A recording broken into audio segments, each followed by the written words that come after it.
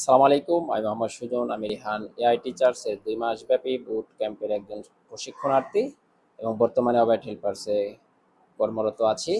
আজ আমি আলোচনা করব একটি গুরুত্বপূর্ণ টেডেক্স টক নিয়ে, যার শিরোনাম AI and the future of health care transformations.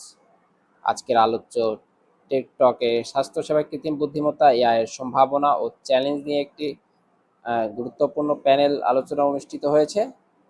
আলোচনায় অংশগ্রহণ করেছেন সিঙ্গাপুরের প্রধান স্বাস্থ্যবিজ্ঞানী অধ্যাপক টর্চ জুয়ান এবং ক্লিনিক্যাল ইনোভেটর ও মেডিটেক স্টার্টআপ ফাউন্ডার ফিলিপ। মূল আলোচ্য বিষয়সমূহ: 1 নম্বর, স্বাস্থ্যসেবায় এআই এর প্রয়োগ। এআই কিভাবে রোগ নির্ণয় আর নির্ভুল করে, চিকিৎসার সিদ্ধান্ত গ্রহণে সাহায্য করে এবং দীর্ঘমেয়াদী রোগ ব্যবস্থাপনায় রোগীদের ক্ষমতায়ন করে। এসব বিষয়ে বিস্তারিত আলোচনা হয়েছে। 2 নম্বর, এআই স্থাপনার চ্যালেঞ্জ। বক্তারা উল্লেখ করেছেন স্বাস্থ্যসেবায় এআই বাস্তবায়নের পথে অনেক চ্যালেঞ্জ আছে, যেমন রোগী ও চিকিৎসকের আস্থা অর্জন, রক্ষণশীল চিকিৎসা ব্যবস্থা এবং ব্যাখ্যাযোগ্য এআই এর প্রয়োজনীয়তা। 3 নম্বর, ডেটা সংক্রান্ত সমস্যা। স্বাস্থ্যসেবায় ডেটা বিশাল, অগোছালো ও জটিল, তাই গোপনীয়তা, নিরাপত্তা এবং গুণগত মান নিশ্চিত করা বড় চ্যালেঞ্জ হিসেবে গড়ে উঠেছে।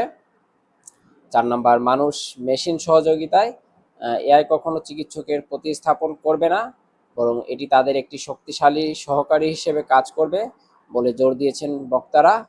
5 নম্বর, সিঙ্গাপুরের উদ্ভাবনী উদ্যোগ।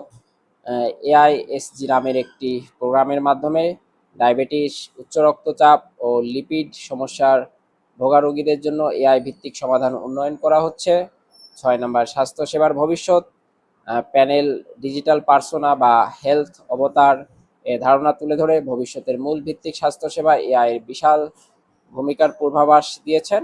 এই আলোচনাটি আমাদের দেখিয়েছে এআই কেবল একটি প্রযুক্তিগত উন্নয়ন নয়, বরং এটি একটি স্বাস্থ্য বিকল্পের সূচনা। তবে এর যথাযথ বাস্তবায়নের জন্য প্রয়োজন মানুষের আস্থা, নৈতিকতা ও জবাবদিহিতার প্রতিশ্রুতি।